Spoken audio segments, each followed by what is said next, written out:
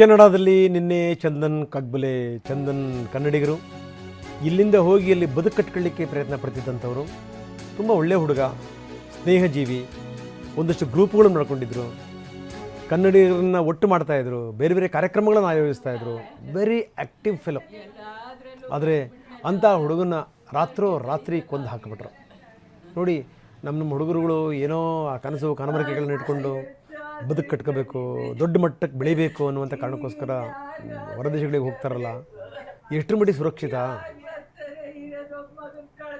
ಎಷ್ಟರ ಮಟ್ಟಿಗೆ ಸುರಕ್ಷಿತ ಹೇಳಿ. ನೋಡಿ, ಅವರ ತಂದೆ ತಾಯಿಗಳು ಪಾಪ ಗೋಳಾಡ್ತಿದ್ದಾರೆ.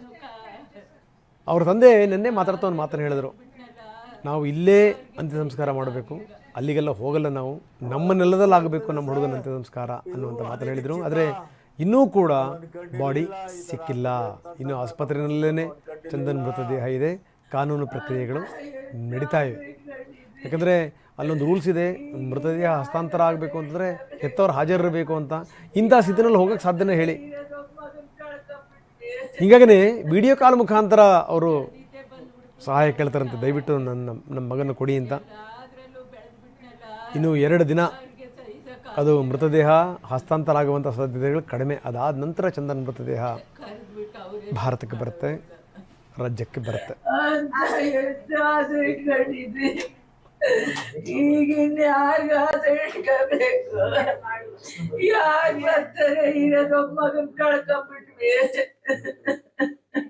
ಬೆಳೆದಿದ್ದೆ ಬಂದ್ಬಿಡ್ತು ಅವನು.